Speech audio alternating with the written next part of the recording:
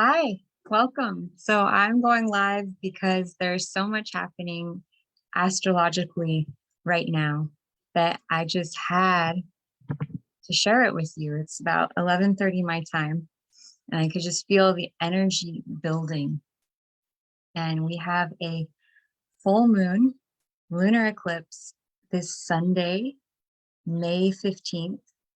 I believe it's going to be in the morning time, and it's a full moon.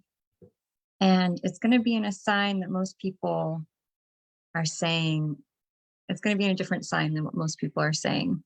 And I'm going to bring to you the most accurate, truest to the stars description of what is going on astrologically right now.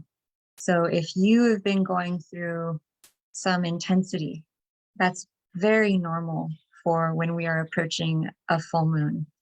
And I would like to give you some reassurance about why that could be happening, some very basic physiological truths about how the moon affects our physical bodies. It affects pretty much everybody, including plants and animals and anything that has water.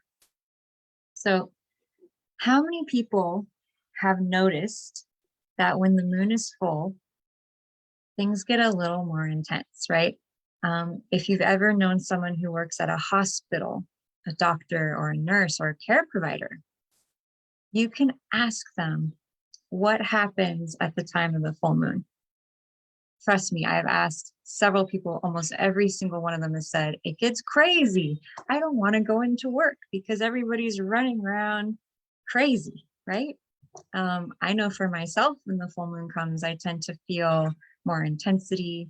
My emotions feel a little bit like they're up on the surface of my skin. I feel a little bit more vulnerable.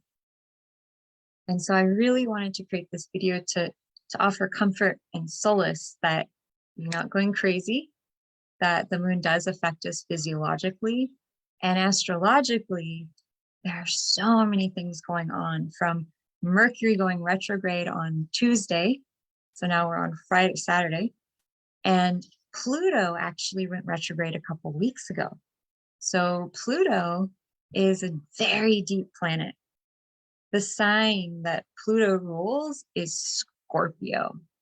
That's right. So Pluto energy is deep. It is intense. It is the sign that demands to go deep, to the core, to the root. And so when a planet goes retrograde, that means Mercury or any other, that the energies, which are typically more active, forward moving, like the ways we take action, when they go retrograde, it literally causes the energy to have a slight reverse, where instead of being outwardly focused, the universe is sort of drawing our awareness internally. So what does that mean? Well, with Pluto, and it also relates to the past, so all things of the past. Retrograde time is a remake, redo, reassess time. Retrograde, remake, redo, reassess, all the RE words. It's kind of like the universe gives us an opportunity to go through our file folders and release what no longer serves us. So we have two planets, Pluto and Mercury retrograde. So Pluto is about deep emotional stuff. It's our closets, it's our attics, it's our basements where we have old information of the past stored. Pluto can relate to intense things, deep emotions, trauma. And so when it goes retrograde, the universe is saying, okay, time to allow yourself to look at some of that old stuff. We're going to bring it up a little more to the surface. Whoa, we don't know that's happening, right? A lot of us don't follow astrology. We don't get the memo. We're just going about our lives, working, spending time with our family, working to create more money and income, right?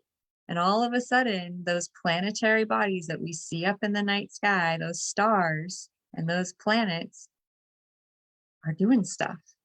And just as the moon has a powerful force that affects us, so too the planets and the planetary bodies, right?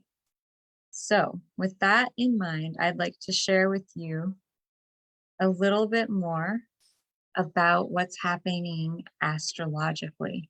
So I'm going to share my screen with you. There we go.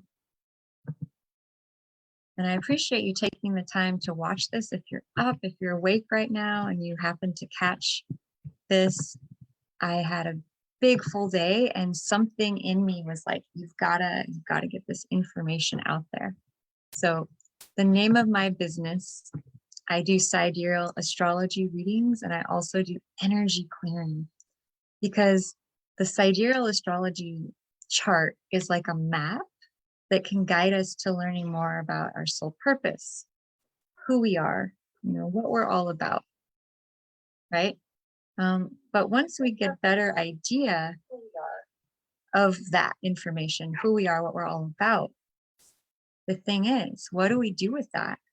Knowledge is power, but knowledge only becomes true power when we take action. And if we have stuck trauma or emotional programming from the past, it could be blocking us from actually moving forwards and taking action.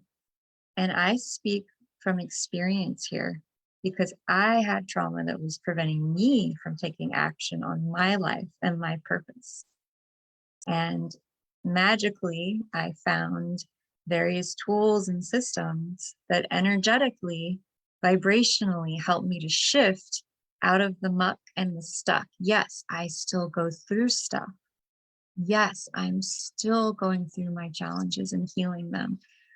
But I have elevated into a space of service and care and love and compassion for myself more of the time, right? And then I've gotten more hip to my purpose and more active in taking action on it. And the more engaged we are with our purpose and taking action and facilitating transformation for others, our soul lights up, right? You know that feeling. So my business, Blossom with Lotus, if you have any questions about your sidereal astrology sun sign, which is the most accurate system on the planet. I don't know if you've seen or heard any of my other information, but in it, I share with you that Western astrology is based on where the stars were 2,000 years ago. That's right. If you were to take out a telescope or get on your phone with Star app, and you were to look up at the stars or the sky and ask, what sign is the sun in right now? Most people would say that it's been in Taurus, right, for about a month. But if you were to look up at the chart today, right now, the sun is in 0 degrees of Taurus. It is the very first day of Taurus. All you Tauruses out there, raise your hand. So May 13th, 14th is the first day of Taurus. So it's going to last for about 30, 35 days, and we'll go into Gemini. So we just began. So I want to give you a little update. I want to share with you what is going on in the sky right now. So I know this kind of looks like, what is this? So right down here, we've got the sun in Taurus, right? So the sun is in Taurus. We've got Mercury in Taurus. So the sun is moving towards a conjunction with Mercury. That means light shining on communication. It's in the sign of Taurus. Taurus is all about practicality. It's an earth sign. The symbol is the cow or the bull. So I always think of Taurus as the gardener, getting outside, getting your hands in the dirt, metaphorically or physically, getting your hands in the soil of your life, right? If Aries is the initiation phase where we get fired up to take action, finally, we've just left the Piscean time where things are watery, and we've been gestating the seed and the idea of our vision. And Aries becomes action, momentum, drive, very masculine. Well, today, the sun has entered Taurus. What is Taurus all about? Taurus is grounded. It's a feminine sign. It's ruled by Venus. So Aries was ruled by Mars, which is like action and masculinity. So we've really switched gears today. The sun has gone into Taurus. Taurus is a feminine sign. It's very nurturing, right? It's very intuitive. So Venus, the planet of love, the planet of nice things, beautiful things. Venus is about money and resources, but it's also about value. Not only the value we see out around us, but the value within ourselves. So some good questions as the sun goes into Taurus are, what do I value? What do I love? What do I enjoy? Because Taurus is all about the senses, what we can see, what we can feel, what we can hear, and what we can taste. So Taurus loves delicious food, beautiful, soft fabrics. It loves those feminine things and those beautiful luxuries of a great meal, beautiful surroundings, flowers and candles and jewelry. So it's a great time to maybe invest in some crystals, right? A beautiful necklace, something material, because we've come from Aries, which is taking action. And we might be, Aries is a fire sign. We might be like we may have been in go mode. And so now the sun is switching a little bit of the gear, slowing down. It's a good time to take a rest, take a siesta, hang out in the garden, get cozy with your plants, plant some new beautiful flowers. Take the time to slow down and smell the roses. And I also say take the time to slow down and smell the roses because not only is the sun in Taurus, right? And not only are we going for the full moon, but Mercury is also in Taurus, which is all about communication. And Mercury is in retrograde. And one thing they say over and over again with Mercury in retrograde is to slow down, smell the roses. Remember, all retrograde means really is redo, reassess, reconfigure. It's an opportunity that the universe gives you to slow down, take a look around, reassess, am I where I want to be? Do I need to change something? What do I need to shift to be in alignment, to be connected, to activate my self-worth, both in myself, to activate the worth I see out in my world? What do I value? These are all great questions. So if Mercury is slowing down, it's a good time to get in touch with your inner communication. Where am I at? What do I need? Where am I going? And notice Mercury is all about travel, communication, written and spoken word, teaching and learning, marketing, the flow of information back and forth. So if Mercury is retrograde, it can mean that those things maybe slow down a little, or it can mean timing can be off, technology can be a little funny, communications can be a little funny. Why is that? It's because Mercury is saying, slow down, quiet down, bring your energy more inward, bring your intellect to a quieter level. Let yourself connect to your inner wisdom more deeply so that you can be more connected to your values, more connected to your truth, right? What happens when we slow down and get more clear? We can feel ourselves more deeply, okay? So Sunday, it's a big day. We have our full moon and we have our eclipse. Now, most people are saying the full moon will be in Scorpio. Well, there is deep stuff going on, which is Scorpio stuff. But that deep stuff is actually related to Pluto Pluto is down here. Where is it? Yep.